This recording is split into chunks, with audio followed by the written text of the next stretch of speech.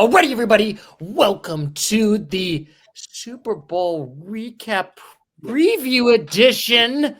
And now we got a gentleman. We got a gentleman right over here who realizes he wants to pick none of the above on who he wants to win the Super Bowl. Here's Douglas. This is the Super Bowl nobody wanted. Boo, boo. That's right. I mean, there were Americans that wanted the Super Bowl, but I'd say majority of America did not want this Super Bowl. Yes. Yeah, I'll say there's people, maybe like half of the state of Pennsylvania and half of the state of Missouri. Yeah. That's about it.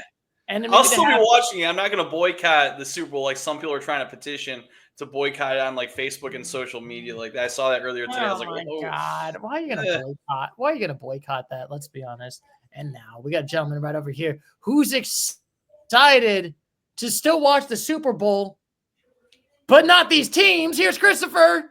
I'm excited to watch the Super Bowl. I'm not a big halftime guy, but I'm excited. Hopefully the Eagles can pull it out. But I mean, I have my own ideas and opinions about this game. I'm more excited for the food I'm about to eat on Super Bowl Sunday. So go food. Let's get fat. I'm excited for the food, and also I'm excited for Kendrick Lamar because he's going to be dope. And also, you like watching the halftime shows too? Yeah, I'll watch the halftime show. Plus, Kendrick's going to be on, and he annihilated a true enemy in this country, and that is Drake. Just send him back to Canada. All right. Yes, but anyway, we are doing outside of that fight. Stu falls on very nice. Yes. Oh, you know who I'm supporting. I will always support King Kendrick. This is a Team Kendrick Pro podcast. I'm just saying there's no Team Drake podcast. Anyway, gentlemen, we are going to do something different this time. Usually, like we did last year, we did on two teams that made it to the Super Bowl, but we're going to make it a giant, spectacular edition right now where we're going to do story times about the two teams that made it here. And it's an interesting story where we got to talk about, gentlemen, for the last 5 years. If you think about it, both teams for the Eagles. We'll start with the team that is the underdog right now. We got the Eagles. The last 5 years, it was a tremendous journey. It's kind of funny in 2020, if you think about it, Carson Wentz was getting booed out of the city. Mind you, with the COVID restrictions of no Eagles fans there, which still will make me laugh. Even with no restrictions, somehow Eagles fans will still boo you. You will still hear boos in this one. Why were they booing him out of Philadelphia? Because he was garbage. Oh, gotcha. All right. Yes, it is fair. He was garbage. And then basically they had so we're talking about Carson Wentz in 2020. He's with the Chiefs, and I like that, right? Yeah. Isn't he with the Chiefs? Yes, he is with the Chiefs. But like I said, right. Well, we got to start with the narrative. They got to go low before we get high. Now, it's interestingly enough, they did win the Super Bowl in 2018 against the Patriots with Tom Brady, but then decided to switch it up with Jalen Hurts. Despite the challenges, they actually won a playoff game. The year after that, they actually made the wild card. I remember this. But then later on, they had to play against the Super Bowl against the Kansas City Chiefs. And unfortunately for these Kansas City Chiefs, they won a Super Bowl. And I mean, for Kansas City Chiefs, I mean America. You're saying unfortunately, Stu? Yes. Yeah, it was a good game, though. I think it was, 38-34, something like that. It was a good game. Yeah, 38-35, one of the highest scoring Super Bowls in recent history. It is so interesting in that Super Bowl because Patrick Mahomes was hurt that game. I think he was like limping, and he still did not get sacked, and still, despite that, won the Super Bowl. This is crazy to think about it. But then we got to talk about last year. And last year, oh boy. They were up and away. Had the most wins ever. But then I said, this teams are frauds. I didn't think this team was going to make it. I mean, make it far in the playoffs. Didn't they make it to the same round as the Cowboys? Yes, they did. Oh, nice. Okay. And Cool. just like the Cowboys, they got annihilated by their opponent, the Buccaneers, badly. Wasn't even close. Basically, despite all that, the Eagles were going to come back and restore it in my disappointment. But then we got to talk about the Chiefs. And oh boy, they had a tough road being a Chiefs fan, right? The last 5 years, winning a Super Bowl, losing. I like the sarcasm, Stu. Yes. Tough road, heavy on it. Losing the Super Bowl, losing an AFC Championship, which is crazy to think that that's their worst season. Like, put into perspective, Douglas, in the last 5 years, the Lions losing the AFC Championship in the last 5 years was their best, highest performance in the Super Bowl era. It is crazy to think about it. That's a good perspective, Stu, no doubt. Yeah. They've kind of changed the standard. Yeah, versus the Kansas City Chiefs, that is their worst performance in the last 5 years. And then they went back-to-back winning the Super Bowl against the Philadelphia Eagles. And then they went back. And then they came back. And then won against the San Francisco 49ers. Came back. I mean, when you go to what, five Super Bowls out of the last 6 years, they're not really coming back. They're just saying. I actually read. Sorry to interrupt, Stu. I read something today that the NFL needs to find a way, because they're actually down in viewership compared to last year. They need to find a way to, because it's always the same teams going in the playoffs and like making pretty much the NFC, the AFC Championship. So they need to find some sort of diversity because.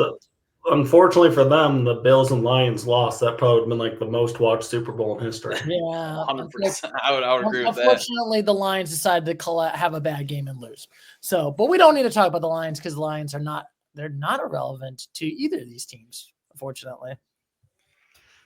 I'm sorry. I'll remember that when you start bringing up the Cowboys eventually, Stu. Oh, they're irrelevant. So change the subject here. Yeah, that's gonna be a fun part when we talk about the Cowboys. That's not happening. Yeah. It is very interesting because with the Eagles, we were all optimistic when we talked about our preview podcast with the Eagles. We all gave him a 7. Christopher was excited about Saquon Barkley. I had some hesitation on Saquon Barkley because of the injuries. Cowboys didn't sign him. Oh. We could have Derrick Henry. I'm just saying. He wanted to go there, man. You guys blew that. Yeah, we blew that because he's too expensive. Jerry thought he's too expensive. But anyway, but they were concerned whether Jalen Hurts. I was concerned whether Jalen Hurts can perform because sometimes he struggle buses sometimes. But while Douglas, you shared the same positive outlook and gave him the 7s. Mm-hmm. Interestingly enough,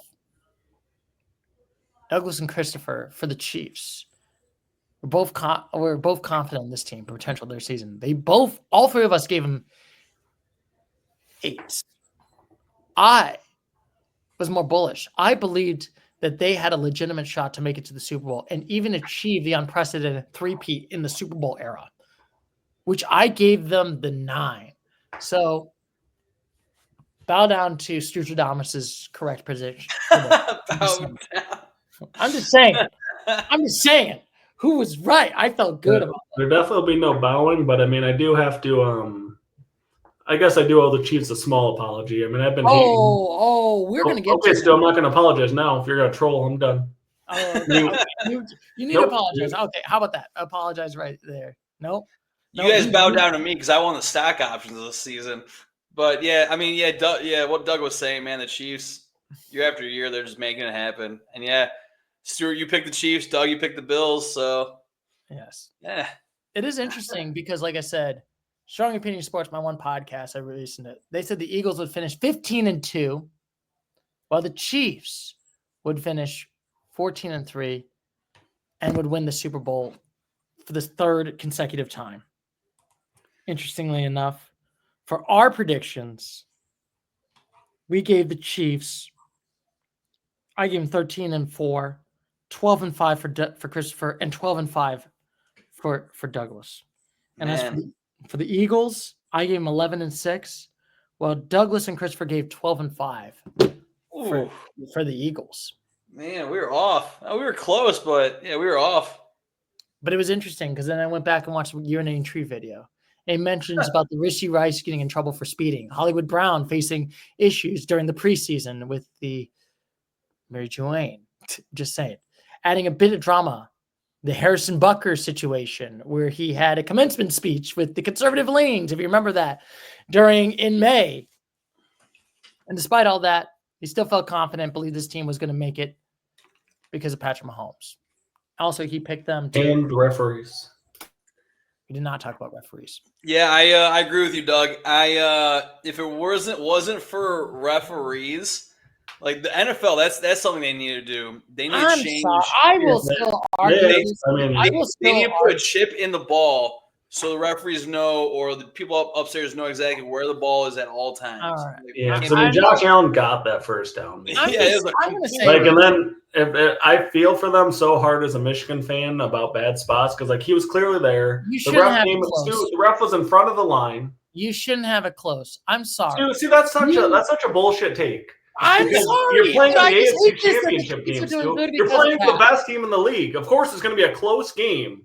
And you need the refs to do their part. You should have gotten 5 yards in that game. Dude, that is such a terrible take. Oh my goodness, they just would have won by 4. But I just hate this notion, and I'm going to say it's 100% the referees going for this notion that Chiefs only win because of refs. I think that's not what we're saying. That's what I've been hearing on the takes, and I'm just saying the Chiefs. You're not even listening to us. Please let us talk for a second. But I just hate this. But the reality and the perception and everything around it is the Chiefs get every favorable call. And Josh, dude, they walk down the line and then all of a sudden they put the ball just short of the line. Like they knew exactly where the line was, and they're like, meh. Like, sorry, but like Bills, you should have done better. And that was on the 14 minutes. They were winning in the fourth quarter with the ball. 14 minutes in the fourth quarter. You should have won that game. In the fourth quarter with the ball. Bills did score, and then they get a bad spot. The Bills did an amazing job to stay in the entire game in Kansas City. They're the away team playing in Kansas City. Chiefs had the home field advantage. If anything, the Chiefs should have played better. The Bills should have possibly won that game, or more than likely won that game. But yeah, the NFL is probably the highest. Spots the ball right. The NFL is probably the highest revenue sport in the entire world. Maybe soccer is up there, but the NFL, they have all this money and they don't have they have these referees and these chains. Like they need to have some sort of better system moving forward. And the refs know what they're doing too, because they always make the call on the field in favor of the Chiefs, knowing darn well they're not going to overturn it. Like they easily could have spotted them with the first two. If they would have spotted them with the first down. I will always argue this. With the Eagles, for instance, they beat that team 25. That's 25 cool. against Commanders. No one complains about that game. Nobody complains once about a bad ref call on that one. Well, exactly. They decisively beat that. Yeah, Stu. Oh, sorry the Bills didn't decisively beat Kansas City in Arrowhead. Sorry that Michigan didn't decisively beat Ohio State in Columbus. That's a terrible take. If you're the better team, but you get cheated, it's still going to affect the outcome of the game. But I just hate this that the Chiefs just win because of refs. Well, Stu, when they win 17 straight close games like this and every call goes their way and they get 4th and 16, they get all these penalties that bounce their way. Of course, people are going to have a thought about it. If every single call goes your way, it always changes the outcome of the game. I think it cheapens it. I think, honestly, it cheapens, I feel like it cheapens. But anyway, let's get decided. Okay, we got to start. You don't even hear our point. You just yell over us, and then you say that our points don't matter. Like the refs affect the game, Stu. The refs have an impact on the game. You're going to tell me that the Saints losing that game to the Rams with the obvious pass interference, it wasn't an obvious call there? But I can also talk about the Saints literally have a good 9-second clock, and they literally didn't stop the clock at 9. And they should have started it. They got a touchdown. If the refs make the right call there, they probably still win the game. No, they fucking blew that game. They blew it. So did the refs. If the refs do the right thing, it doesn't matter. We're not talking about this. But I just hate this. I feel like, and you this can hate is it all you want, but the reality is that the refs have a part of the game, and they need to be better sometimes. Okay, fine, but I just hate this notion. Chiefs only win because of refs. That's what I've been hearing online. That's what I've been hearing that online. That's cool. You can argue with those people. In the Super Bowl era. You're talking to me and Chris, who are saying that the Chiefs get favorable calls constantly. We're not saying that's the only reason that they win. We've said on this podcast they have Patrick Mahomes. They make clutch plays. But also every favorable call, every time that they made a turnover, all of a sudden the flag comes in just in case they need to call a flag. I just feel like it's like so it's like they kept bailing them out. And even on that play that Dawson Knox dropped the ball or Dalton Kincaid, there was a flag thrown that was then picked up just in case he caught it. You knew they were going to call some kind of a flag, redo the 4th down. They kept throwing flags, so they had a reason to overturn all the Bills' big plays. They spot Josh Allen short. they had an impact on the game, whether you want to admit it or not. Like they're not just oblivious and they don't not have an impact. They make decisions that have an impact on each team's chance to win a game. But I just hate this online. I just feel like the online chirping is just Chiefs only win because of refs. Well, that's not what we're saying, though, Stu. I was going to say, have an argument with what me and Chris are saying, then. Yeah, Stu, you're saying there's an online argument that the Chiefs only win because of the refs. We are not saying that. Okay. We're simply the Chiefs are not winning only because of the refs. We're saying the Chiefs do win because of the referees, not only because of the referees, but because of the referees' decision, their umpiring, their actions. So there is a little bit of an uptick and increase in the Chiefs' ability to win games. They do a great job keeping it close enough for the refs to have an impact. How about that, Stu? They stay in every game so well. And I will still argue with Buffalo. I will still argue with Buffalo, and I will say this to my dying day. You need to decisively beat these people. Decisively. You need to go 5 yards. Get that run and get 5 yards and win that. Are you going to say that about the Chiefs too? Do the Chiefs have to decisively beat a team? They won by 3 points at home.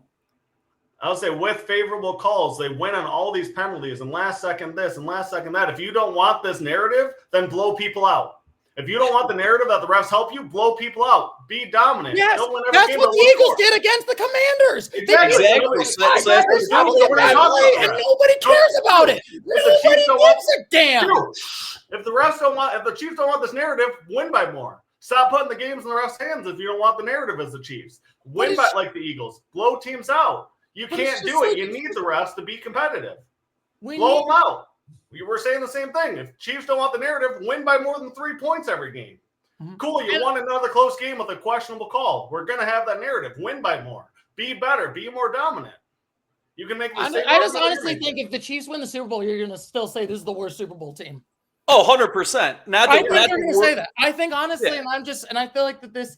I mean, it'll depend on how the game goes. If they blow them out, nobody will say that. But if they sit there and then all of a sudden it's another. Oh, look, they called a holding on a Saquon 80-yard touchdown. Oh, look, they threw another flag on Patrick Mahomes' pick six that he threw.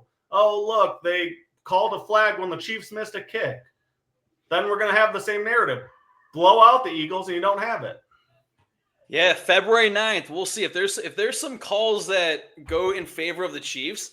Then yeah, when we do a podcast of talking about the Super Bowl and how it's played out, I will 100% say the Chiefs had a favorable advantage because of some of the calls, but that hasn't happened yet. February 9th is still a week and 2 days away, week and 3 days away.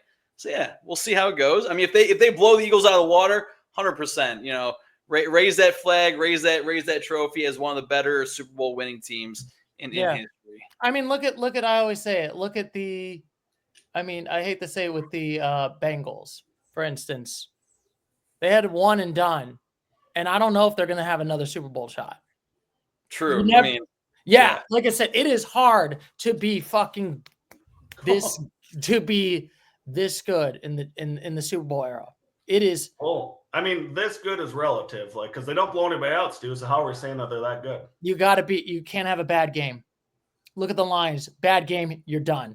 It happens, man. That's why the Chiefs are impressive. And I mean, even with the Patriots to this day, we don't just say the Patriots were great. We say Deflategate. We say this scandal. We say that. Yeah, honestly, I feel like it's something that's going to happen. I mean, it's part of the narrative. That's sort of the same narrative I felt like in the 2000s, 2010s. The Patriots only win because of the refs. Tom Brady's not that good it's only because of the refs. Yeah. Well, I mean, I don't know if it's not really related, but there's also been a lot of federal investigations into players doing different things with games and like sports betting. And they're not football related, basketball related, but it's still happening in today's sports more now than ever with sports betting and gambling and all these different things. So there's a chance that there's people making favorable decisions places. Stu, how would you feel, whatever the referees' names were on Sunday, Chiefs versus Bills, how would you feel in like 10 years? There's a big controversy, big accusation that the referees were receiving money to make some of these, controversial calls in that AFC Championship game. Like that would be crazy, We'll see how it goes, but I just hate this. Like I said, give me evidence. Dude, that does happen. Me and Chris are going to say we want an apology. I will say that. Yeah. And I will always say it. Give me evidence, or you're full of I feel like, and that's okay. I feel like we live in a culture where it's just basically feelings first, policy, or we live in a very second, if that kind of makes sense. No, I mean your narrative makes sense. I think you're more into the online podcast than me and Chris. We're not saying I don't see any of that. I do see people questioning it on ESPN and stuff, but I don't see nobody's saying that they only win because of that. It's usually like Stephen A had a fun take that Josh Allen's only crime is that he's not Patrick Mahomes.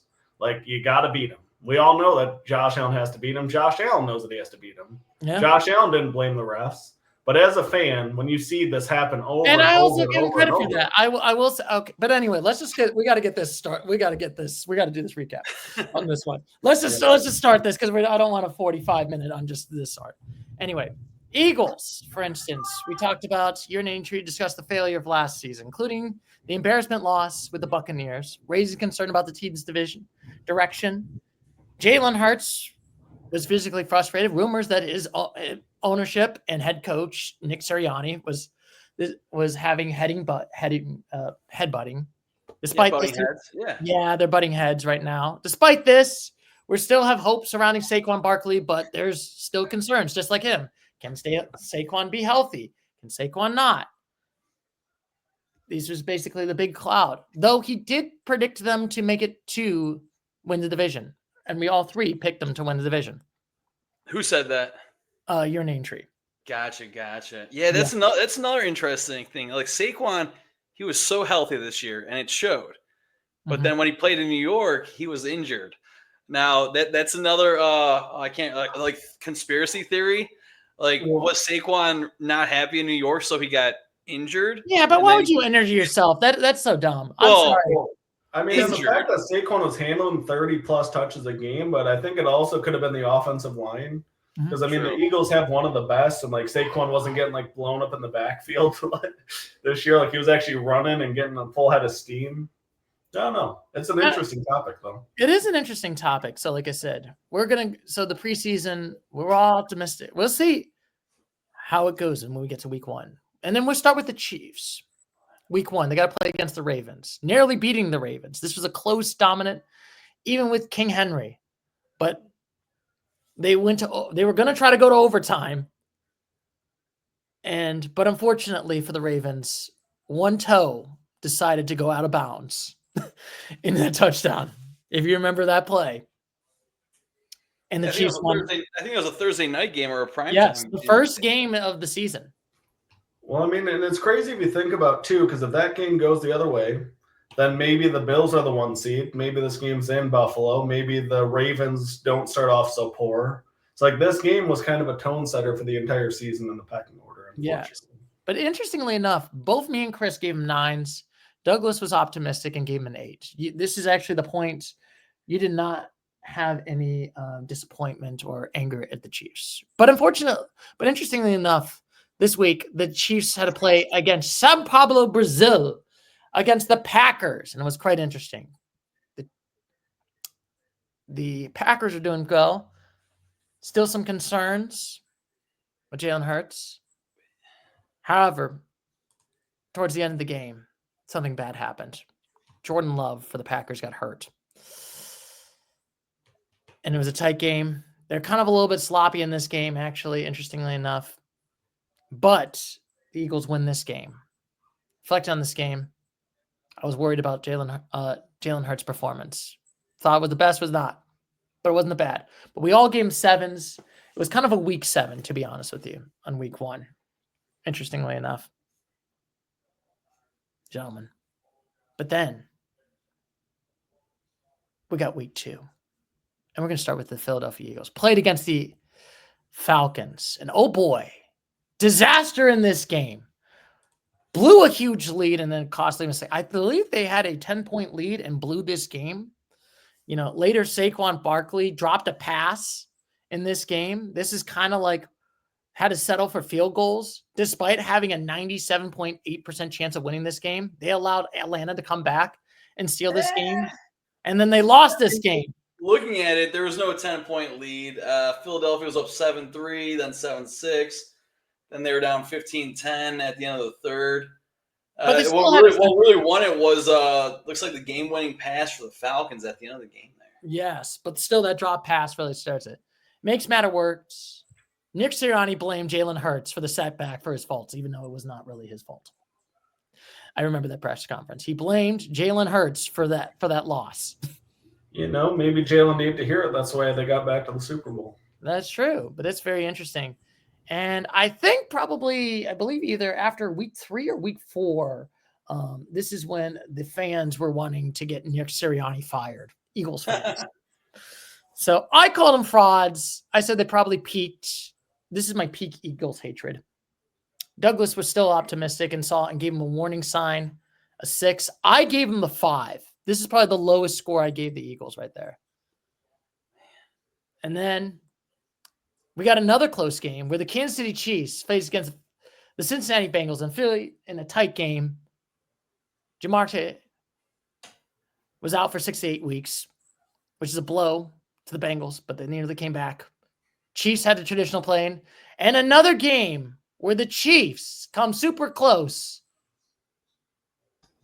And then the Bengals decided to do a pass interference play to get the Chiefs in the goal line. They didn't really touch him, but they threw the flag for sure. Yes, that was obviously pass interference on that one. I looked at the review. That was obvious, blatantly. That was a blatant pass interference call. But then they scored a kick. They kicked a field goal and secured it, 26-25 victory in the tradition of the Chiefs going super close in games. Interestingly enough, there's not a lot of close. It's been a lot interesting on club. This is sort of the same narrative that you were having. They're close. Do I have a question for you? Yes. How much are they paying you? Millions of dollars. How much does the NFL pay you for this Chiefs love? Yeah. Or was that you just called it a blatant pass interference? What? No. Part of the controversy was it was not all blatant. It was barely a touch, and they threw a flag. Yeah. I'm just saying. I watched the tape. It looked pass interference. But anyway, back to the week 3. I want to see that tape. I might have to look it up while you're talking, Stu. This is for the Bengals Chiefs game. Yes. Yes. Yes. The Chiefs faced Atlanta Falcons, another tight, close game. Shockingly, there was a controversial penalty that called for the Chiefs, but it wasn't. But then the fence. But yes, actually, this one was actually probably, funny enough, this is the only one where actually was a penalty that was actually against the Chiefs. And it was a controversial call. But then the Falcons ultimately tried a chance and blew it, as always. This is actually funny enough. You were actually more optimistic on this one. Chiefs secured another 3-0 win in the victory. Douglas was starting to get frustrated with this team. This is the beginning of Douglas is frustrated, feeling this team was not as dominant as was last year. Actually, last year they weren't as dominant, to be honest with you. Actually, I think they played a little bit less. All right, Stu, I just looked up the video from the game. Here's the number 1 comment. I did too. Handed call. Pull up any Hail Mary and see it's PI. Cheated big time. Again, when will it stop? Poster boy Mahomes. Yeah, I'm watching it too. That was not pass interference. Literally. This is ridiculous. Yeah, I'm saying, I don't know where. What, 26-25? Oh, he played tight defense. Throw the flag. My God. And this was a home game for the Chiefs. Chiefs should have blew them out. Oh, man. Yes. But like I said, and interestingly enough, we still were confident, gave him a 9. This is the beginning, I would say, week 3, when Douglas was saying this team is going to collapse. Well, with the Chiefs, we gave them a 9 probably because they started 2-0. And when you have the ball rolling like that, and Mahomes, he doesn't really stop. But yeah, when they're winning in those kind of fashions, back-to-back games, I assume we would give them the 9 for sure. Yeah, man. Douglas was giving them 8s, but he was less impressed and would rather give them the 7. Actually, interestingly enough. Yeah, I definitely remember that for sure. Yeah. Well, the Eagles plays against the Saints, and oh boy, it's kind of funny. I feel like we were the total opposites in this one, Douglas, where you were the one that was more disheartened by the Chiefs right now. I was more disheartened by the Eagles early on. Well, Stu, I think we both seem to have a little bit of a bias against one of these teams, it appears. Yes. Maybe I might have a bias against this team. And oh boy, it was an ugly win. They went 4th down twice and failed. One in the Saints territory. Also a bot punt. That was even worse. Honestly, Saquon literally saved this game. If they had no Saquon, I'm not going to lie, they would not win this game.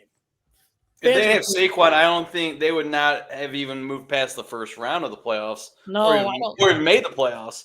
I'm sure they would have made the playoffs, but probably wouldn't move past the first round. Maybe they should move the MVP voting till after the championship games, because I feel like now, if we were to vote right now, I think it'd be Saquon over Allen or Lamar, or for me personally. Yeah. It's like those dudes didn't get done. This MVP is for the regular season, correct? Not playoffs. Yeah, but like right now, if I was given MVP, man, Saquon, I mean, that dude each playoff game he's had like 3 or 4 touchdowns. Like he has just absolutely carried this team. I think we've talked about like MVP should be the person that like most impacts a team being able for them to make the playoffs. And like I just mentioned, Saquon, if Saquon was sold to the Giants now with the Eagles, it obviously 100% a different outcome for the Eagles this season for sure. Yes. Yeah. Interestingly enough, for after this game, you two were actually more optimistic and giving them a 7. I had more concerns about last year because, like I said, the last time we talked about the Eagles was they're struggling and then they collapsed.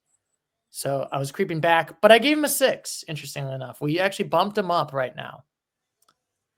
And that is week 3. And week 4, the Chiefs played against the Chargers in another close game. Shockingly, another close game.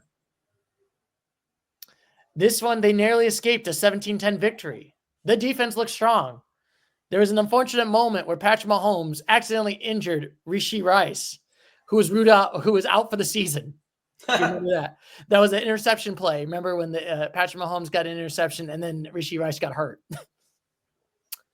Despite the setbacks, the Chiefs found a way to win. Douglas, Christopher, and I were still generally impressed, though Douglas was even less convinced.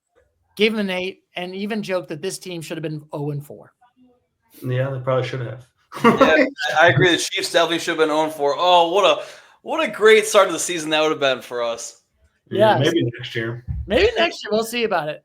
While Christopher and I still gave him the 9s. We were still pretty much close. Well, it was week 4.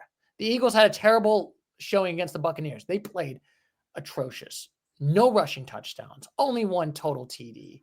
No single rushing for the first and second half. Eagles fans were frustrated and bullying out, calling out Nick Sirianni to be fired at this point by week 4. For me, I felt like the return of the disappointing Eagles of last year, and I gave him a 5. Meanwhile, Christopher and Douglas were slightly still more optimistic and gave him a 6, despite their poor performance. And I feel like this is probably, I would say, the tail end right now of the Eagles kind of going bad. Because I think once we get to the bye week, Eagles are starting to bounce back. But the Eagles have a bye week. And gentlemen, the Chiefs played against the New Orleans Saints and delivered much more of impressive showing by dominating them by 13 points. Was that their biggest win of the whole season? No. I'm trying to look through it real quick. Yeah, their biggest win of the whole season was against the Pittsburgh Steelers. Well, they won that one by 14? No, they beat them by like 19. Oh, yeah, 29-10 against the Steelers. Other than that, yeah, that was the biggest win of the season against the Saints. Nice. Wow, yeah, yes. 13. Oof. These yes, Chiefs, man. The Chiefs found a way to Chiefs themselves into another win. I mean, they beat them by 19. Oh, sorry. Despite their solid win, Douglas remained unimpressed with the Saints and gave them an 8. Meanwhile, we're still confident in this team performance and gave a 9. If I remember, these are like a lot of these weeks too. Chris was saying he wanted to give them the 8, but they just kept winning. Yeah. And you were kind of more leaning. Actually, when I was looking at all the older podcasts, you were kind of leaning all the way back to more like Douglas, and I was more impressed with the Chiefs just because I'm like, I'm never going to count these people ever. I remember towards the end of the season for sure, I was like, man, I want to give these guys an 8 so bad. But, it was kind of like a rule of thumb. I know we kind of broke the rules a little bit, but you can't really give a team less if they keep winning.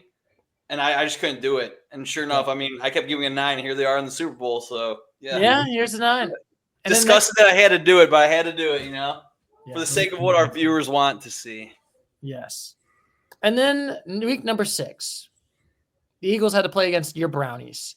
Despite having A.J. Brown, they did not look good at all. It was a sloppy game with both teams struggling.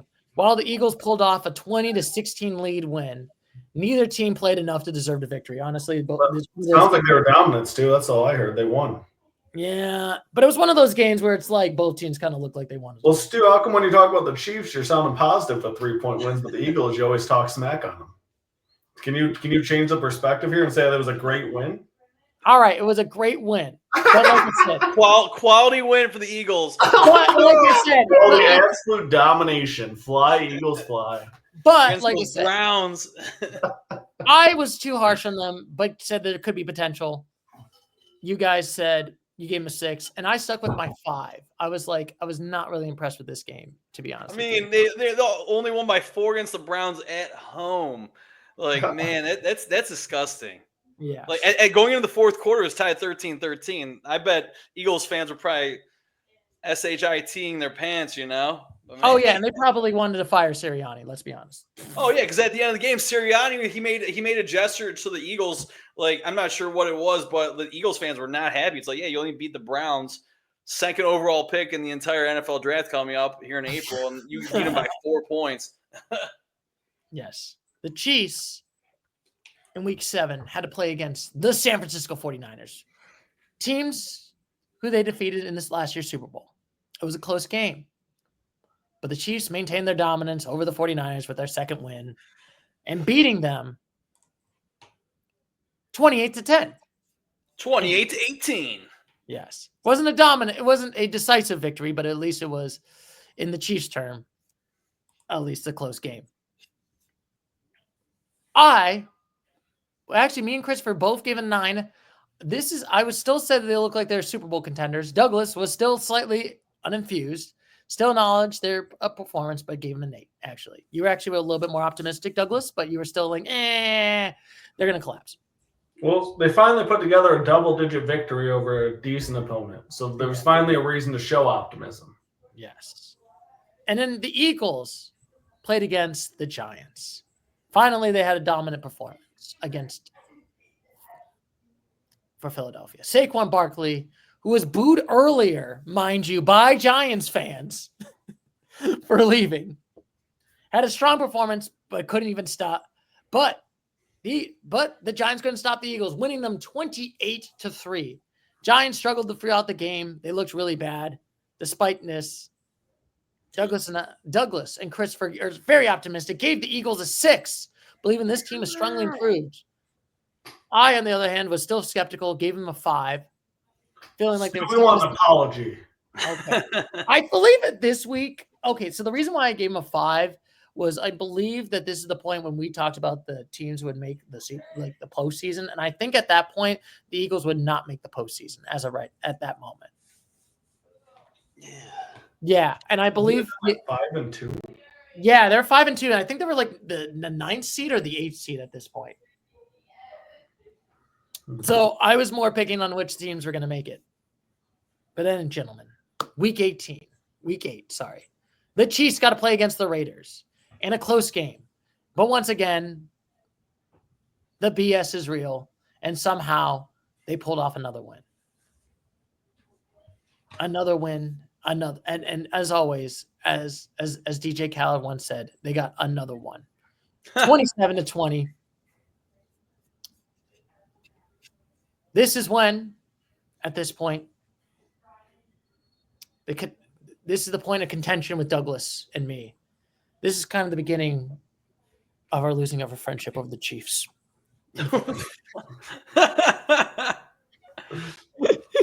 Where Douglas still didn't believe the Chiefs. They were legitimate contenders and gave him an 8. Meanwhile, I still felt confident with the team, gave him a 9, believed that they will win. They might have a shot and win the Super Bowl. While Christopher gave him a 9 and agreed. I was probably on the edge of my seat and on my tippy toes wanting them to give him an 8 at this point in the season, Yes. for sure. Yes. I believe you were giving them an 8. And then I gave him a 9. I gave him a 9 every. Yeah, you gave him a 9. They lost to the Bills, I'm pretty sure. Because I was like, oh, finally I can give him an 8. Yes. And now the Eagles in week 8. They had to play against the Cincinnati Bengals. This one, they actually were a lot more dominant. I feel like this is like week 7 and week 8. I feel like this is like they're hitting the afterburners. I feel like the first 5 weeks of the Eagles, they've been like struggle busing in this games. A lot of ugly losses. A lot of teams are just like, you barely beat the Browns. Okay, you beat the Giants, but now you got to play against the Bengals. And they're very dominant. Saquon Barkley had an excellent performance. Eagles were controlling this game from start to finish. I wish that game was in November because I pay attention to Joe Burrow, his stats, and when he becomes good, he doesn't start throwing the ball real well until the month of November. And this game was on October 27th. So I think if this game was in November, superstition-wise, I think Joe Burrow would have played a lot better than what he did in this 20-point loss to the Eagles. Yes, they beat him by 20. It was 37-17. That's right.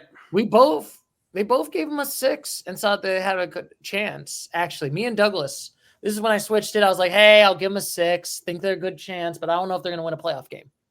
However, Christopher was getting confident. Gave him a 7. Yeah. This team would be strong enough to win a playoff game at this point. So you're right, Christopher. Oh, yeah. I think part of our thinking was the Commanders started out so hot too.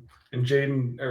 I think the Commanders started 7-2, I do believe. Yeah, I believe they had a loss and then they kept winning, if I remember correctly, versus the Eagles were stumbling. And like I said, when we were talking about the Eagles and all that stuff, they were struggling the first 5 weeks. And I think once you got the bye week, then the afterburners hit it. Yeah. Eagles put on a 10-game winning streak. That's ridiculous. Yeah. In a 17-game season, you get a 10-game winning streak. Yes. And then next, the Eagles played against a tough opponent, the Jacksonville Jaguars. Despite having a 22-point lead, they had several mistakes. Besides, they went for 2 points 3 times, failing each time, turning the ball over. This was one of those games where I kind of felt like the Eagles should have lost this game, but the Jaguars were bad. Did you say they were up 22 points? Yes. Let's see against the Jaguars. Let's see that we got the score here. Why do we think they should have won? Yeah, it was 22-0. Wow. Yeah, they had a final score. It was 28-23 in favor of the Eagles. They barely beat this team, and it was just like, my God. Sounds like a great dominating victory to me. I mean, it was, but like I said, I was giving them a 6. I saw concerns of their failures and frustrations surrounding Nick Sirianni, and fans were still calling him to get fired. It is so funny to think that Eagles fans, after winning, even though granted they could have lost this game, probably should have lost this game, but they still won it. I'll give them credit too, that they were still complaining and wanting Nick Sirianni fired. Yeah, I mean, I get fans probably wanted them to start like 7 or 8 or 9-0. I mean, when you get a great running back like Saquon Barkley, but yes. I give them they probably wanted the coach fired because they weren't blowing out teams. Those Kansas City Chiefs did all season. Yes, they're blowing out those Chiefs. But then Douglas, you were more optimistic, gave him the 7. I had more of those concerns and gave him the 6. While Christopher was the most optimistic and gave him an 8. Yeah. You were right, Christopher. I can't believe it. Week 9. I think this was about the point of the season that me and Chris are trying to tell you that they were a good team. You just kept saying, I don't know. They're going to collapse. Yeah, the no bias from Stu, that huge Cowboys fan. Yeah. I feel like me and Stuart have an opposite conversation on this team. He was trying to convince me of the Chiefs' greatness. Me and Chris are telling him that the Eagles were solid. Yeah, this is the fun part about this. Like going back, it was basically kind of like that. It was basically the whole time was like, your pessimism on the Chiefs, my pessimism on the Eagles. Oh, I don't know about pessimism. It's being realist. I was still giving the Chiefs an 8. Like I wasn't saying they're bad. I was just saying I couldn't guarantee them a Super Bowl. And if there was a couple times you thought they were not even going to win. Correct. I remember a couple podcasts you were kind of like saying they were not going to win a playoff game at a certain point. I had my hopes of depending on who they're matched up with, Stu. Yes. It kind of felt like it might be the Eagles from the year before where they faltered late, maybe finally lost a close game, but the refs stayed strong. Yes, stay strong, refs. But anyway, the Chiefs played against the Tampa Bay Buccaneers, and this was the injured Tampa Bay Buccaneers. This was not the strongest Tampa Bay Buccaneers. Turns out to be a close and dramatic game. This game went to overtime. Oh, my God. It was such a nail-biter. Despite all the drama and close nature of this game, the Chiefs managed to came back and secure a win. Despite the drama and the close game, me and Chris talking about the Broncos or the Buccaneers game? The Buccaneers game, sorry. Buccaneers game here. Yeah, it was a close one. Let's see if there's any mishaps in that game. I don't think there was any mishaps. It was just a close nail-biter game. It was like a very... I'm pretty sure that the Chiefs won the coin toss. They went to overtime. Yeah. Yeah, I think it was like at the 4-minute mark or the 3-minute mark, if I remember correctly. It wasn't like a direct boom, they got the touchdown. I think it was something like super close. I think they won on a field goal too. Like it was a couple of Kareem Hunt 2-yard touchdown rush with 4 minutes left to go into overtime.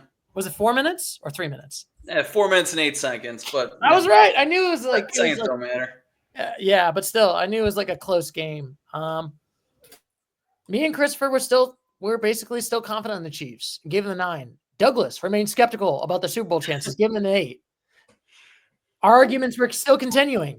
I'm still convinced that they will make it to the Super Bowl, while Douglas wasn't sold on their chances. Interestingly, dude, I wasn't sold until this game that they just eked out over the Bills over a questionable spot. Still not even convinced that they're 9 and they're in the Super Bowl. All right. The Chiefs face off against the Broncos in a nail-biting game. If you remember this game in Week 10. Yeah, it was that another game that the Chiefs should have lost? They should have lost. Choose my words. They should have lost.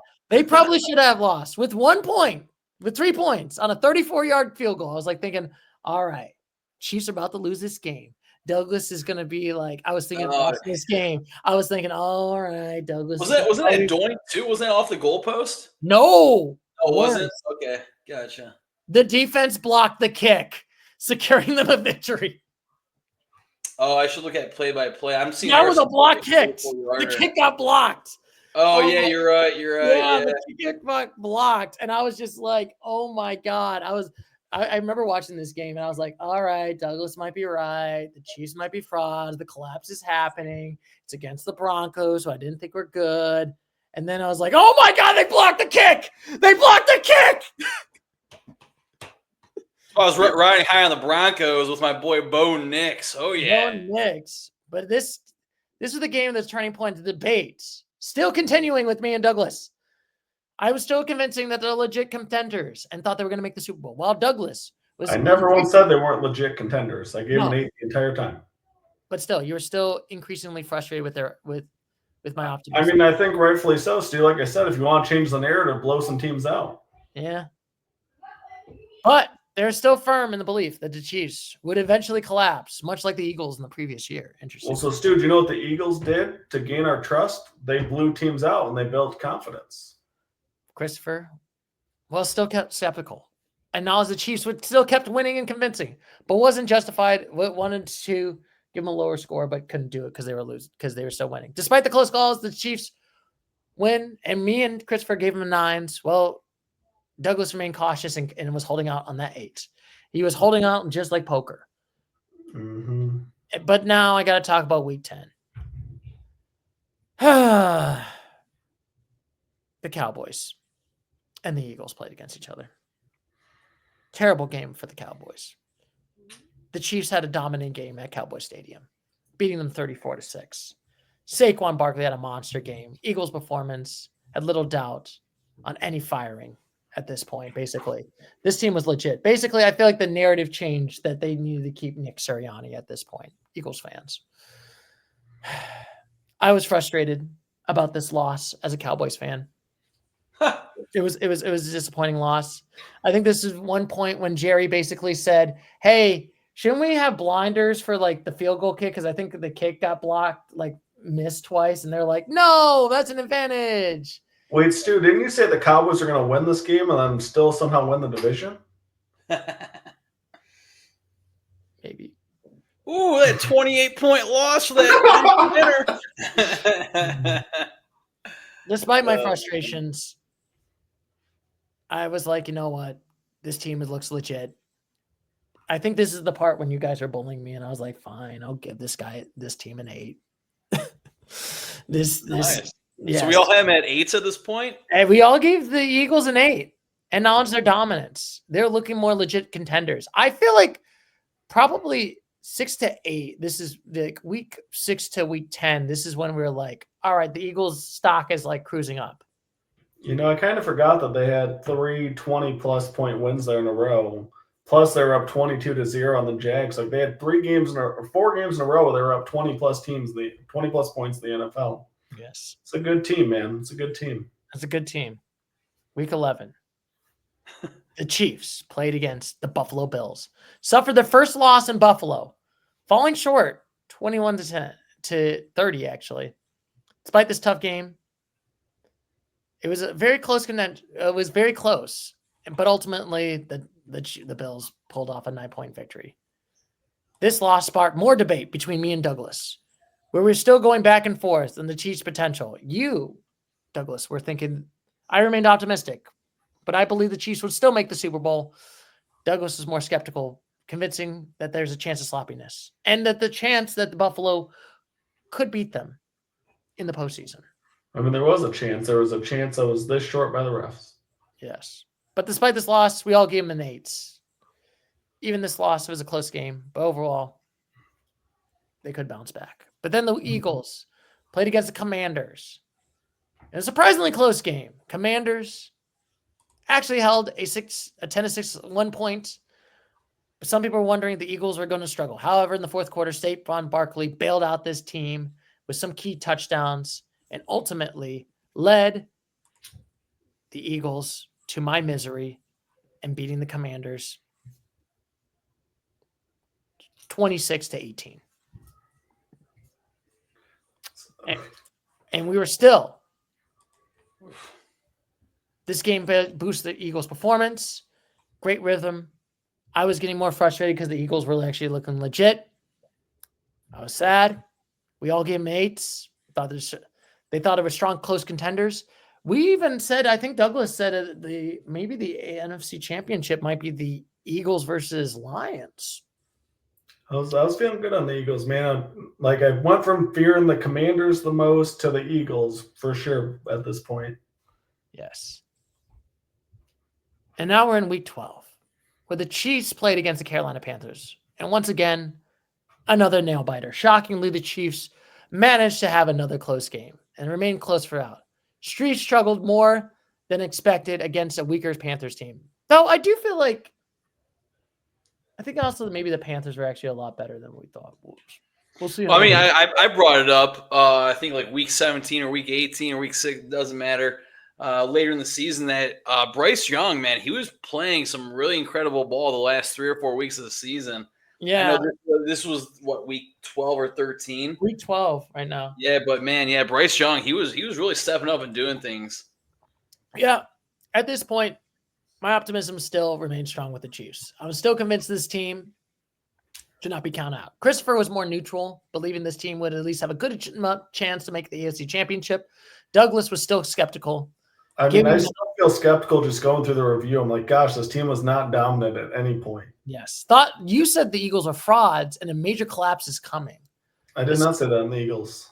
No, you meant about the Chiefs. Sorry. Oh, yeah. I still thought so. Yes. But it still left questions that are the Super Bowl contenders or just barely scraping by. Because they still somehow scrape by with the power of the Swifties. Just saying. I don't think Taylor Swift was at a Carolina Panthers game. I'm just saying. But then the Eagles faced off against the Rams and did deliver a dominant performance, winning 37-20. Strong performance. Saquon Barkley is unstoppable, rushing for 302 rushing yards, making the second highest single rushing total in franchise history.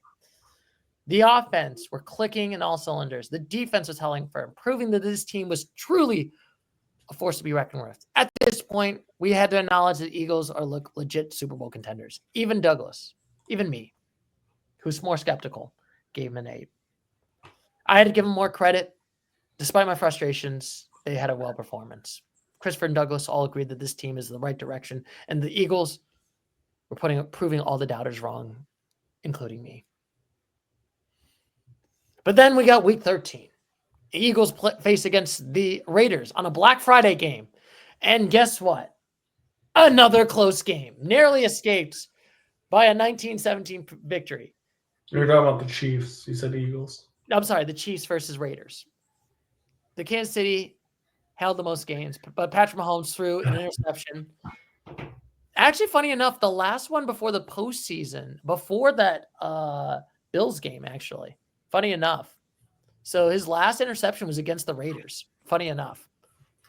Yeah, Stu, I can't believe I didn't give this team a 9. I mean, they lost to Buffalo. They went to overtime with Carolina. They beat the Raiders by 2. How was I not all in on this team? Quality. Quality wins right there, boys. Yeah. Quality. Wow. But then the Chiefs. But the funny part is, I was thinking, oh my God, Douglas is going to be right. The Raiders are going to win this game, a 2-10 Raiders team. Yeah.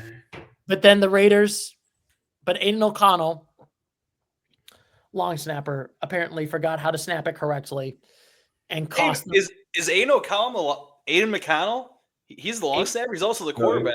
I meant the Aiden O'Connell's long. I'm sorry, I forgot who was the long snapper for the Raiders. But yeah, the Raiders miscues cost them the game. Classic. Cost them the game in a late turnover and secured the Chiefs a win.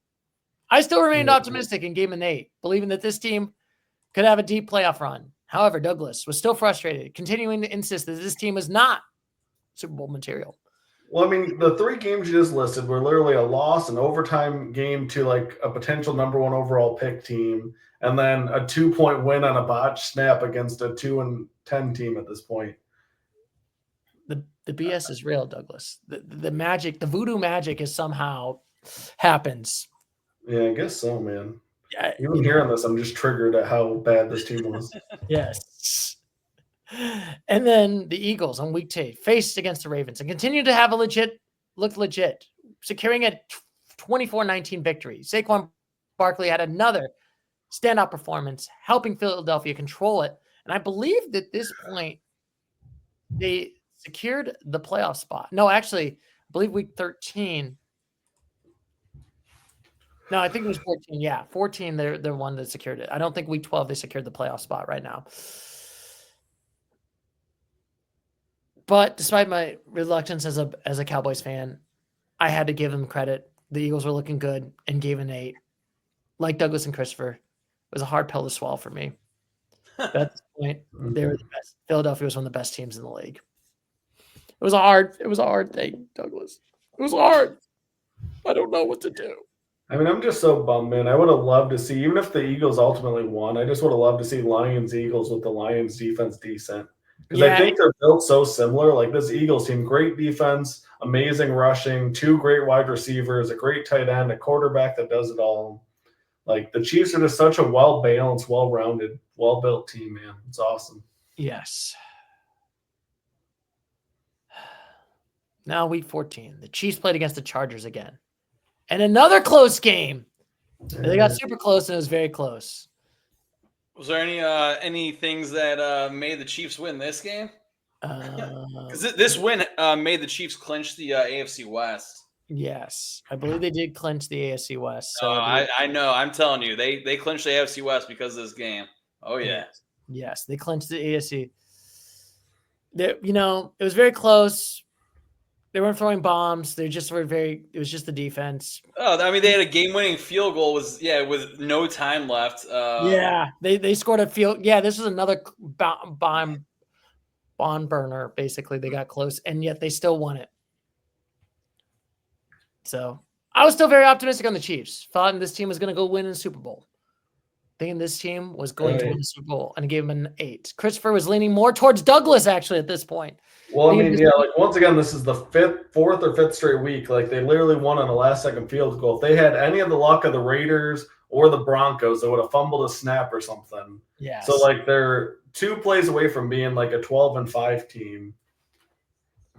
But it's crazy, man. It's crazy. You can't. Sometimes it's better to be lucky than good, Stu. That's what it is crazy to think about. A lot of these games are like close games, or like the other team botched it, or or the defense.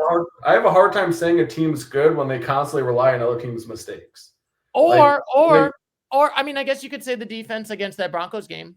You could say that, but I mean, they didn't do anything against the Raiders.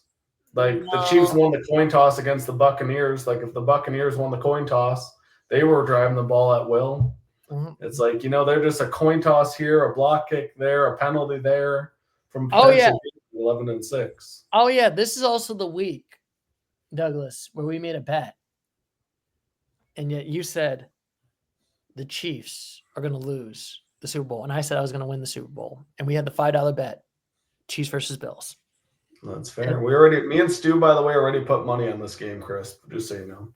Yes. Oh, for the Super Bowl? Yeah. We made a bet. What's the betting? Well, as you can probably tell at this point, I took the Chiefs. Did you really? No way. No chance. So Stu put the Chiefs for $5. If they win, you own 5, then you put the Eagles? Yeah. Yes. Nice. Yes. And interestingly enough, for the Eagles in Week 14, they played against the Carolina Panthers. Much more closer game than expected. At this moment, seems like Philadelphia might lose. The offense doesn't look as strong as previously. The defense stepped back and secured a win. Bryce Young was actually a key player to win this game. It's kind of impressive, I will still say, the Panthers, because it's like for the two teams that made the Super Bowl, it's impressive the Panthers actually had 2 close games. It would have been cool if the Panthers would have won both those games, Yeah. Like you said, so it's impressive that they had 2 really close games, but within 2 points, or which team was that within 2 points? Yeah, and I think it was the Carolina Panthers. It was for the Eagles, it was a 6-point margin, and then against the Chiefs, it was a 3-point margin. So yeah, that's impressive for the Panthers. Yes. Despite all the warnings, interestingly enough, we all gave them an 8. Doug was still optimistic, but they clinched the playoff spot for the Eagles. I was a little bit more worried, but you were more still optimistic. So it's kind of funny. We're still in this battle between, I feel like this team's more optimistic versus, I feel like this team's more optimistic. But then Week 15, Christopher, you remember this game. The Chiefs played against the Cleveland Browns. Oh, yeah. And that was a rainy afternoon, let me tell you. Were you at that game? I was tailgating for the game, but yeah, in the tailgate, luckily we had a tent. Man, it was a soaking wet day. Yes. Interestingly enough, there were some concerns that Patrick Mahomes might have suffered an injury during this game. Yeah, he was hobbling off. I remember that. Yeah, and Carson Wentz was playing this game, and they still dominated against the Browns, 21-7. That's the only reason I know Carson Wentz is still on the Chiefs. It's because I was like, oh, no way. Carson Wentz, backup quarterback for the Chiefs. Going against the Browns. And I remember that this game, for instance, Christopher, even though the Browns got eliminated, you had a ton of rant about how Cleveland looks like trash. Oh, man. I would rant about them any day. But hey, we're talking about the Chiefs and the Eagles here. Don't worry. In 2 weeks, we will do our final report on all the teams that didn't make the postseason. And those Brownies. Isn't that what the eulogies were for? Oh, no. Oh, yeah, the eulogies. But we're going to do final report cards. This is going to be fun. Yes. Spoiler alert. Cowboys get an F. Yeah, right. They had to fire their coach and hire a new one. That's fired. The fire guy. Anyway. Guys, good news. I'm really excited to tell you Jared Goff dominated the skills performance. That's what I was hopeful for this week. Oh, that's right. It started today, right? Oh, I missed it. I'm so grateful that Jared Goff got to participate in that. That's so exciting. Yes. I would have rather him be in that than the Super Bowl for sure. Yes. But I'd rather watch Jalen Hurts playing the skills competition. Jared Goff was that New Orleans, right? It's in the Big Easy. Yes. Probably. Yes. But anyway, Week 15 also, the Eagles plays against the Pittsburgh Steelers, the Battle of Pennsylvania. And it was a decisive victory, 27-13. While they struggled slightly in the second half, they maintained control of the game and proved that they're the stronger team. And this was also the part where the Pittsburgh Steelers were losing every single game right there. Despite their frustrations, my frustrations, I admit the Eagles were legit Super Bowl contenders. And my frustrations, I mean my sorrow and anger because my enemy is basically looking good in Philadelphia. You know, Stu, I think I was blinded a little bit by like Lions bias. I didn't realize how consistently dominant the Eagles were. Like I knew they were really good this year, but hearing your recap, I'm just more and more impressed. Like there's a lot of 14, 20 plus point victories. Like they were like, I mean, they beat the Cowboys by 28. They beat this team by 22. They beat, the Bengals by 20. It's like this is a really solid team. Like the Lions were just like slightly more dominant in the regular season, but man, oh man. Yeah. Like it's crazy to hear how consistently dominant this team was and how every week for Kansas City was close. Yeah. It's a fun exercise, too. I'm enjoying the journey. It's like a fun journey. It's like I joke we use it like there's this PBS documentary I like to call it where it's like the presidential choices and it's like their story and how they made it. So I kind of want to use it like this team did this, and then this team is like this. It's kind of like their life story. I will say, Stu, if you want to double your bet at any time, you've given me a lot more confidence in the Eagles. Let's go. $10. Let's do it. All right, Stu. I got losses from this terrible championship weekend. Yes. But the Chiefs played against the Houston Texans in a close game. I believe this was the game. Was it the thing? No, it was not the Christmas game. No, that was not the Christmas game. No, it was definitely the Christmas game because I remember Patrick Mahomes complaining about how he has to play on Christmas, blah, blah, blah. It doesn't matter. You have 5 months out of the year where you have an off season. Go celebrate. No, I think I remember this was last week, and then I think the Steelers was next week. But I think this is the week before because I remember we did our podcast. We're talking about the Texans Chiefs game, right? Yeah, the Texans. Well, yeah, I think they played the Steelers on Christmas Day. Yeah, I know the Chiefs played on Christmas Day. I think we recorded on Christmas Eve the podcast, but anyway, they ultimately secured an 8-point victory. While I continued to approach the wins, the games were further debated to us. I firmly into the Chiefs bandwagon, believing that they will make the Super Bowl. While Christopher and Douglas, despite them both giving them 8s, and actually we all gave them 8s, were skeptical and thought they would lose their first playoff game.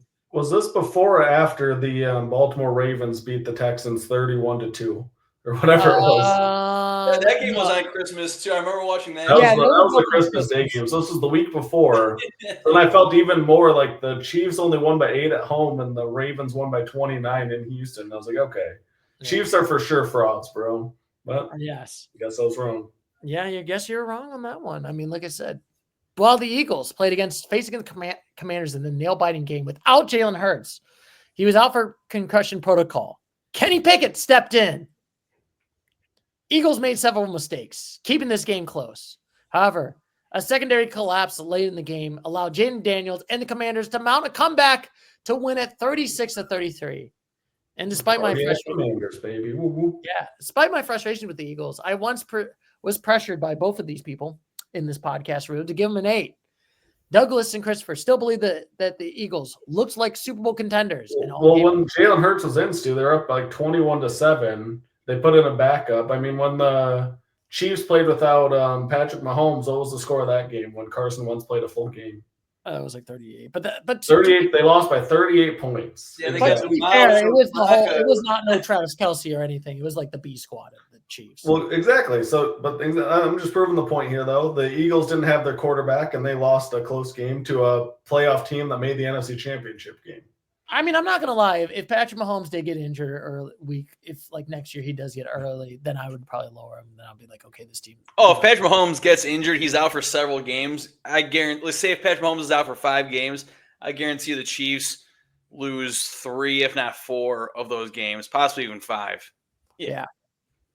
I mean, but that's how it is for most NFL teams, though. They rely on. I mean, who's the backup for the Lions? It happened to the Rams this year when they were injured. It happened to the Buccaneers. It happened to the 49ers. Like injuries, man, they derail seasons. That's for sure. Yeah, that's true. I mean, especially those 49ers, man. Look at the Cowboys. I mean, we weren't doing well. Yeah. Like you said, Cowboys. Yeah. If the Cowboys are healthy, they would have been better. I mean, if the Lions had any defensive players, they might have made the NFC Championship game. Mm-hmm. Hey. But then we got Christmas and singing happy because the Kansas City Chiefs faced against the Pittsburgh Steelers and delivered one of their most dominant performances of the season, winning decisively 29-10. This is the argument that this is their highest game so far, point differential. Seems like the Chiefs need to play on Christmas more so they can assert their dominance in the AFC. Surprisingly. Yeah, I've counted 3 or 4 Eagles 20-plus point wins, and the highest the Chiefs got was 19. Yeah. Brutal. Plus, remember, this is the Steelers. They lost, I think, was it 5 straight games to end the season or 6? This is one of their games to add up to that losing streak. And I believe that this is the week also where they secured the number 1 spot at this point, basically, after this game. And then honestly, Douglas, you were surprisingly starting to turn around in the Chiefs, admitting the Chiefs look a lot more stronger. Well, and that's what I've been saying, Stu. If they look dominant, I'm not going to be a hater, but I'm a hater on luck and weak performances. Because when I look at the quality of a football team, I want to see what the Eagles are doing.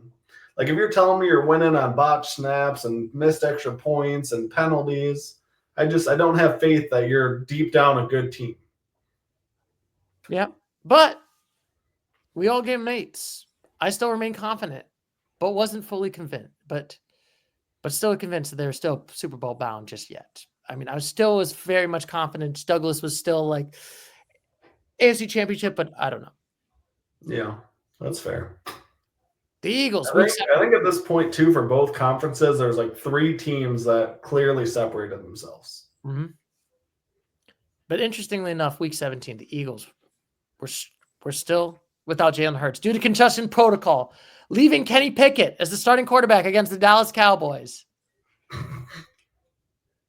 However, how'd that go? Kenny Pickett got also down for an injury. Ooh, 41-7. Oh, how about them boys? Yes, Tanner McKee stepped in. And despite not having their third string quarterback, it didn't matter. Philadelphia continued to dominate, crushing the Cowboys 41-7. So I'm surprised you're not talking more about last thing. You're not talking about more about the Cowboys, but I'm gonna say one more thing about the Cowboys. They scored 13 points combined against the Eagles this year. Oof. Oh man. I had to get it out of my system real quick. All right, back to the Eagles. Yeah. Here we go. Well said. I mean, as a Cowboys fan, I was absolutely in despair watching this unfold. Despite my frustration, I gave them the 8. And at this point, it was undoubtable that the Eagles were serious contenders. And that was the game that Barkley hit the 2,000 mark for the season. Oh, yes. Yes, this was but then would opt out of week 18 to not get their rushing title.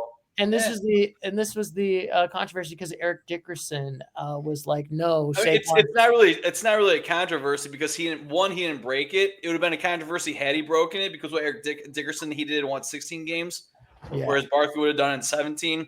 But then O.J. Simpson he did it in 14, something like that. Mm-hmm. So I think I mentioned in one of the podcasts they need to do it.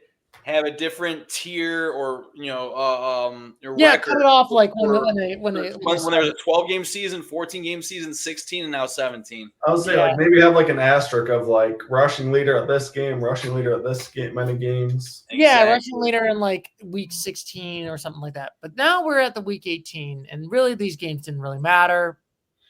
They're resting their starters.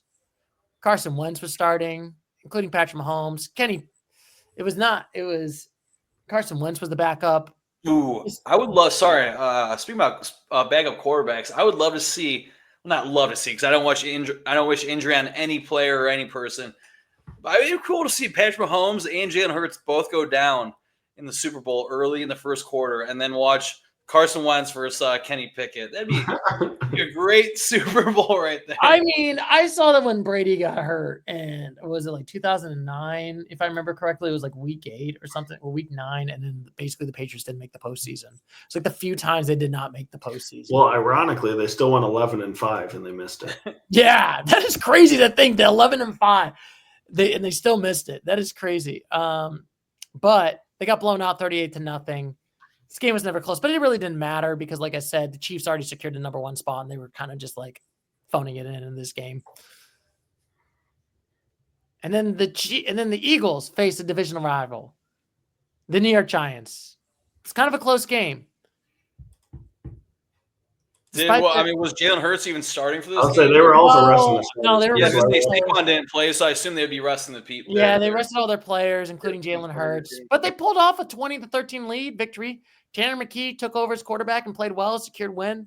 Wow, 2 touchdowns for McKee. McKee, baby. Had so much significance. They already clinched the division, so it didn't really matter. So, like I said, week 18 really didn't matter. We didn't discuss it because, like I said, I always say it, week 18 doesn't really matter. We didn't really talk about those games. Now we're in the wild card. Wild card. Chiefs got a week 1 bye because they got the number 1 seed, so it doesn't really matter.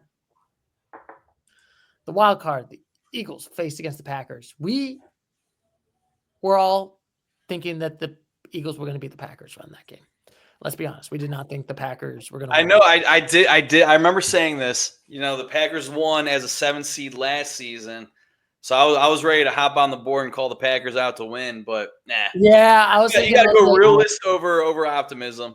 Well, I mean, we had some concern because Jalen Hurts hadn't played in like several weeks as well. So there's some concern. Will he play? Will he clear protocol? Packers, everybody kind of thought that their analytics suggested that they were a strong team, but Eagles dominated, man. And that was even without a Saquon touchdown. It was all Jalen Hurts in that game for the all Jalen Hurts, all the defense, man, held him to what, 10 points? Yes. Yeah, 22-10 the final score. Yes. Interestingly enough, 22-10. They started off a rough. This Eagles game, I believe, with the Packers, it was kind of more, they were kind of struggling a little bit, but it wasn't their best performance, I would say, in the postseason. But they still clinched it, and they did a good job, and then we all gave them an 8 at that point. Yeah, when you win a game, we're not going to put them down to a. I guess we could have kept them at because a 7 is winning 1 game. Yeah, so you can't really unless it was unless it's like one of those games. Where our stock option numbers are a little bit different once we enter the playoffs. Yes. So then we got the Chiefs divisional round played against the Houston Texans. Nail biter game. It was close, if I remember correctly. I think they beat them by 8. Ironically, again. Yeah, there were some questionable calls. I remember a lot of people saying that the Texans had legitimate gripes in this one too. Yeah. But the Eagles won this game. It was another nail biter. I think we all picked the Kansas City Chiefs to win this one. They pulled off the win. Despite the controversies, they pulled off the win. Yeah. We all gave them an 8. We believed that we're going to beat out the Texans. Let's be honest. I don't think anyone thought the Texans were going to beat the Chiefs. I mean, the Texans fans probably, but yeah, unless you're like a delusional Texans fan, it's like we're gonna win the Super Bowl. Okay. I mean, hey, I'm a delusional Cowboys fan until like pain happens and then we lose. Divisional round, the Eagles face against the Rams. Interestingly enough, it was a close game that they handled. I was more skeptical, and I gave the Eagles a 7. Both you and Christopher and Douglas gave them 8s. Well, I mean, we didn't really think that the Rams would get this close. Yeah, and despite this, actually, the Rams actually got really close in this game. Despite the challenges, Philadelphia pulled it off. We're better, and they pulled off this win. It was very much a snowy, ugly, just grind it out kind of game. Basically, if we're gonna talk about, well, you're not talking about it, but I'm gonna bring up how we always, Doug and I make fun of, not really make fun of, but speak about the Chiefs not pulling out big wins, and that's why we kind of harped on the Chiefs should not being a 9 or being an 8, possibly being a 7. This is one of the games where you could be like, okay, the Eagles, not looking like a team that should have been making the NFC Championship game, because man, they were up 28-15, and then the Rams scored a touchdown 28-22, right? Yeah, and then the Rams got the ball back, but they gave it up on 4 downs, so they sealed the deal. But hey. A win is a win is what I always say on this podcast. I mean, like I said, they won the playoff game. So, like I said, it was an ugly win. 2 kind of ugly wins, but you know what? They won. You know what I mean? They came back and won that game. So, I'll give them credit. Say 2 ugly wins? No, that first game was not an ugly win. That first game was pretty against the Packers. This game, it's about to be a pretty win because they were up by 2 possessions and the Rams started to come back. I'm sorry. The first half was kind of ugly, but then they came back and pulled it off. So, but like I said, a win's a win. That's right. Interestingly enough, Christopher and I were more optimistic on the Eagles believing their win, while Douglas, on the other hand, thought the Commanders had a shot because you saw the Commanders beat the Lions and you were thinking, man, this team could beat them. Well, and yeah, it was just an absolutely flipped game because, I mean, the Lions forced 0 turnovers versus the Commanders, and the Eagles, I think, forced like 3 or 4 turnovers or something. You know, turnovers are huge, and the Eagles just played really solid ball. Yeah, and they played really against the Commanders. It was marking their first playoff matchup in a really long time. Previous matchups, this game was completely one-sided. Eagles basically dominated start to finish, making this Commanders look like they didn't even deserve the NFC Championship. Like, it was like scoring 35 points, the most in any AFC or NFC championship. I think it was 55. 55 points, yeah, the most lopsided. Oh, yeah. And it was the decisive victory, 55-23, blowing out the Commanders on this one. Interestingly enough, this one, I believe I was the only one that picked the Chiefs to win this one. I believe you and Chris. No, Chris picked the Chiefs as well. Oh, Chris did pick the Chiefs? Yeah, you picked the Bills. And the greatest $5 bets, if you think about it, in Week 14, we all know it's 1 inch away from being the other way. One controversial inch. That's right. Yeah, I like the adjective, controversial. All right, we'll do one controversial inch. But like I said, both teams were pretty much good in this game. It's kind of one of those games with a nail biter. Both teams probably deserved to make that Super Bowl. In this one, incredibly close to start to finish. Mahomes started his first fumble since Week 11. I believe Week 13 against the Raiders. Yeah, funny enough, it was so bad, so he had to do it twice. Yeah. Yes. The refs made sure to throw a flag on the first one, but they couldn't bail him out on the second one. Also, some viewers like Douglas. There's a 1-yard controversy right there.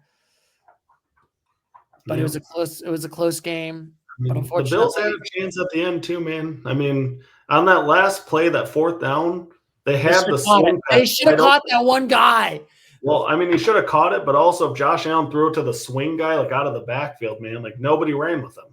Like that dude, but there's too much pressure. But if he had swung it out to number 10, easy first down and probably a different game. Yeah. But he didn't have time to see it because the Chiefs were there in his face fast. Yeah, honestly, at the end, the Chiefs won against the Bills, beating them for the 4th time in a row, playing against each other in the postseason. Well, in the playoffs, not overall. I said the postseason. I'm sorry, in the postseason. Well, I think they played each other 8 times. They're 4-4. Of course, Josh Allen can only win in the regular season. Yeah, you can only win the regular season. Womp. And like my joke is always, welcome to Buffalo. It's owned by Patrick Mahomes. I think the NFL is right now, Stu. Yeah. And that's the entire NFL. And that's with Travis Kelce and Patrick Mahomes. Woo. That is it right now for the regular season. It is interesting, gentlemen. We got 2 teams right here. And we'll start with your Eagles, Douglas. Well, here's my first thought here, Stu. I am shocked that the Chiefs are favored in this game. Like, just everything that you've said, how good the Eagles have been consistently. Like, they had, like, a couple of down games. But, like, golly, man. Like, they just won by 32 points the NFC Championship game. And I'm kind of surprised after, like, looking at their whole season. So, sorry, it was just And I guess we'll start with the Eagles. For this team, this is redemption for 2 years ago. 2 years ago, they never sacked Patrick Mahomes. Didn't touch him once. And the Chiefs won that Super Bowl. I think the Eagles were winning in the 4th quarter, if I remember correctly. Yeah. And then they blew that one, right? Yeah, and that pass interference call on the Eagles. Yeah, that was that pass interference call. Yep. Can't forget the magic adjective, controversial. Yeah, once again. Well, I think that was the game in Arizona, too, where there was a lot of controversy on the turf as well. Because the turf was super slippery and Jalen Hurts just kept slipping. Yeah, I mean, granted, it's not as bad as the 70s AstroTurf. We're 50 years later. Better technology.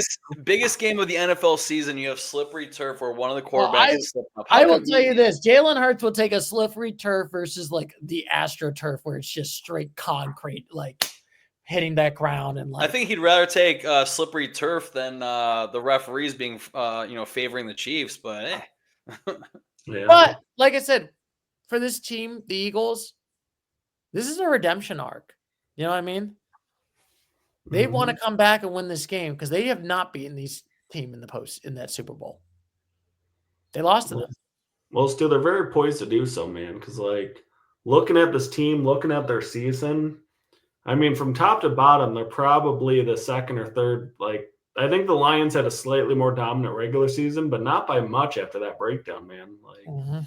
They're so well balanced, and they don't even use Devonta Smith and AJ Brown that much. They just kind of casually have two of the better receivers in the NFL. And if they need to go to that, they can. But, oh, wait, we're going to hand it to Saquon 35 times a game. And I will always say it. Saquon's been the factor of this one. If they had no Saquon, they're not winning a postseason game. Yeah, like I mentioned earlier, if Saquon didn't move from New York to Philadelphia, I don't even know if the Eagles would be in the playoffs. I don't even think the Eagles would be in the – I think they'll probably be mid, or maybe they'll be one and done out of the playoffs. You know what I mean? Oh, yeah. I mean, they still had a dominant defense. And like I mentioned just a moment ago, two elite receivers. They made the playoffs without him the last, several years in a row. But so they wouldn't have been that mid. They would have been like Commanders mid, a 12-5. Yeah. But like I said, that is the X factor right there is Saquon Barkley right now.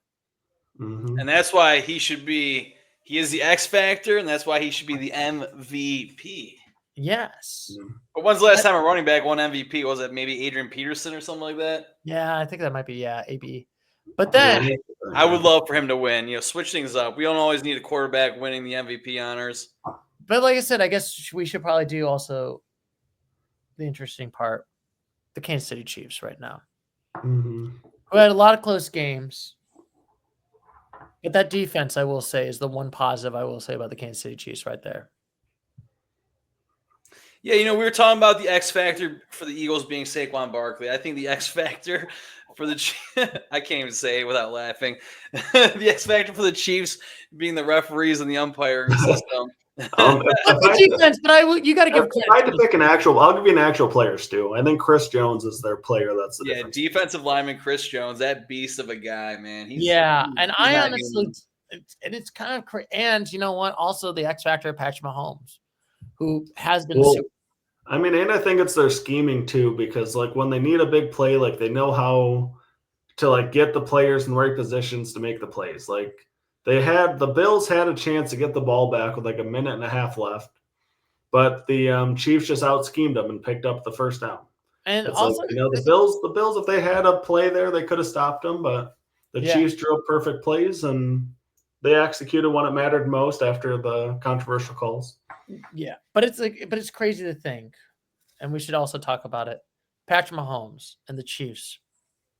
They're veterans. They've won Super Bowls right now. Granted, they also lost the Super Bowl with Brady. But there's been more wins than losses in the last 3 years, last 2 years. That's going to be an unfortunate part for Mahomes' legacy because I think he's 0-2 versus Brady in the playoffs, if I'm correct. Yeah. So it's going to be hard for them to call the joke. Underdogs before they became the monster of just dynasties. Well, were they under? I don't think they were. They were. When it was against the Patriots. They were favored in that Super Bowl, Stu, were they not? No, I mean, I'm talking about when they were facing against the Patriots and they couldn't beat the Patriots. Oh, well, that too. But then I'm saying as far as legacies go, it's going to be hard to pick Mahomes over Brady when Mahomes is 0-2 in the playoffs versus Brady. Yeah. Right. But lost the Super Bowl straight head-to-head to Tom Brady. But would winning the Super Bowl 3 times in a row, would that trump anything? In that comparison, Brady versus Mahomes? And I will always argue this. Joe Montana and the 49ers never three-peated. They only two-peated. Troy Aikman and the Dallas Cowboys and that Cowboys dynasty in the 90s did not three-peat. They lost one AFC championship with the 49ers, but then they won it, but then they didn't three-peat. There's so many different eras of football in the NFL. Yeah, I'll say the 3-peat doesn't immediately trump 7 Super Bowls, though, because Tom Brady won 7 over 21 years, and he won 3 out of 4 years twice. But so I mean, Tom Brady's still the GOAT, but Patrick Mahomes can do something that Tom Brady has never done. And that's the thing, though. That's literally the comparison. The first time they were saying he can do something that Tom Brady didn't do, and that would be this. Yeah, everything else Tom Brady's done. Yeah, Tom Brady's the GOAT, and I would agree. Tom Brady got 7 rings. Tom Brady won 2 Peats, but he never won that 3. And also, people always forgot, there was 9 years when it was like 2005 to 2013 when they never won a Super Bowl. Well, I got bad news for Chiefs fans, too. There's about to be a dry spell. You don't literally win the Super Bowl every year, so they're probably going to, maybe Kelsey retires, maybe Jones, They're not just going to keep doing this every year. There's going to be a dry spell. Allen or somebody's going to get over there. Maybe, there's going to be a good crop of young quarterbacks. I opened up the podcast with talking about how there's some fans out there that, it's always the same teams from the AFC and that, teams or a team being the Chiefs, when's that going to stop? And if it doesn't stop, let's say hypothetically the Chiefs win next Sunday, Super Bowl, then Mahomes needs to win 3 more rings to tie Tom Brady with 7 rings on his fingers. Like Doug mentioned, who's going to be the first to retire or go to a different team? Is it going to be Kelsey retiring? More likely than he's going to retire first before Mahomes. And then I'm not saying like Kelsey is a big contribution to the Chiefs, but he's a big contribution. I think Mahomes could still do well even without Travis Kelsey, but. He for sure will. It'll be interesting. But I know something me and you talked about, Stu, related to a different sport, is when it was the Golden State Warriors versus the Cavaliers, we both hated that era of basketball. And that's how I feel about this. That was the worst era of basketball. And that's how I feel about this era of football. It's like you're kind of losing fan engagement interest when you only have the same teams. Exactly. It was like a 4-year span. Warriors won 3 out of 4. Cavs were able to squeak 1 by. It was fun if you rooted for those individual teams, but when you're part of the other 28 teams and cities and fan bases, and it's always the same, you're kind of like, I don't even really care to watch, and that feels weird. I'm not just because I'm a Lions fan, but this game is the least exciting outcome to me. Yeah. If I was a Buffalo Bills fan, 90%, 95%, 99.9% chance I would not be watching the Super Bowl because, four years in a row or four playoff appearances in a row, Bills versus Chiefs, and Chiefs dominate us, meaning if I was a Bills fan, that's not fun. And then, the Bills, they had their chance to make it to the Super Bowl. That's not fun. So, if I was a Bills fan, I probably would not be watching the Super Bowl. I hope the great state of New York, the Buffalo region is not going to be watching the Super Bowl. And that's why I always give credit to the Kansas City Chiefs and Mahomes. It is hard in the Super Bowl era because, like I said, baseball, we had the 3-peat. NBA, we had the 3-peat. NHL, you had the 3-peat. And I was thinking about this with the Nightcap with Shannon Sharp. And he talks about this.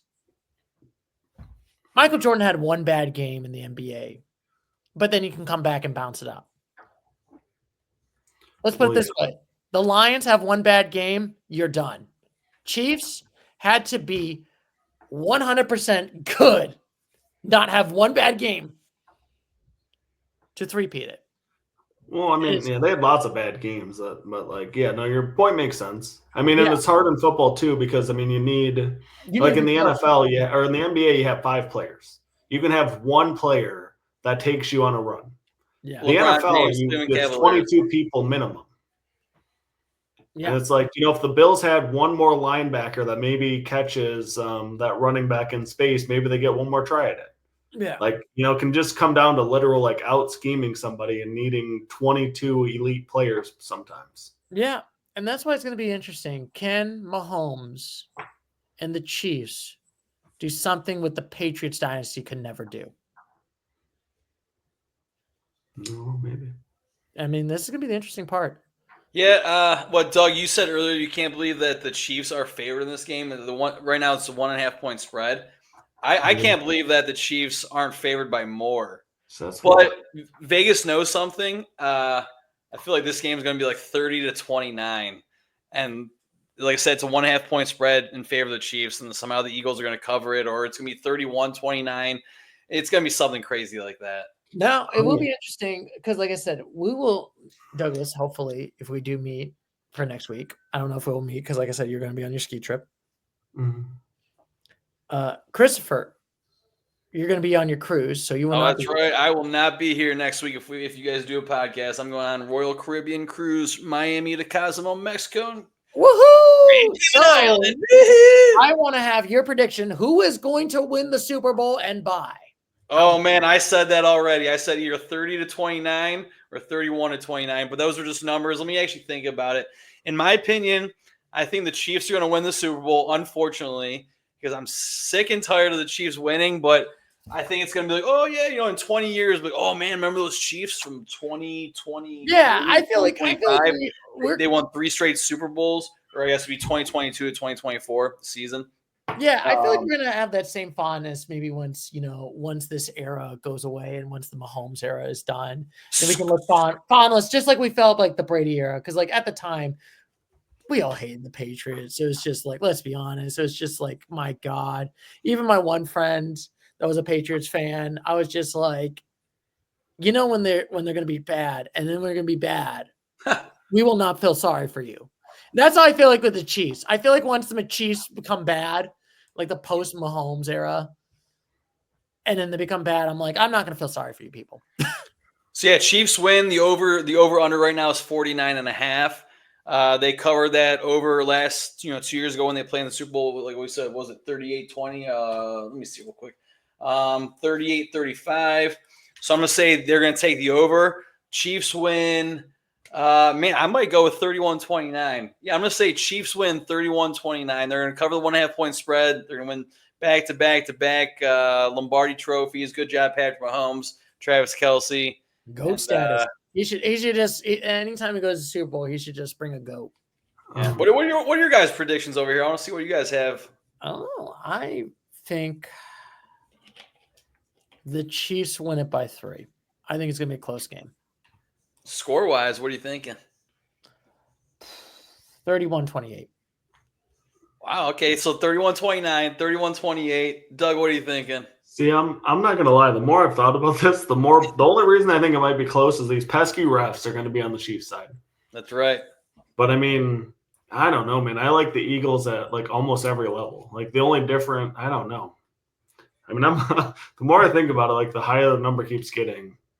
I'm gonna pick 30 for the Eagles, 22 for the Chiefs. Woo, let's go. I think the Eagles will kind of like, I don't know, man. Saquon's elite.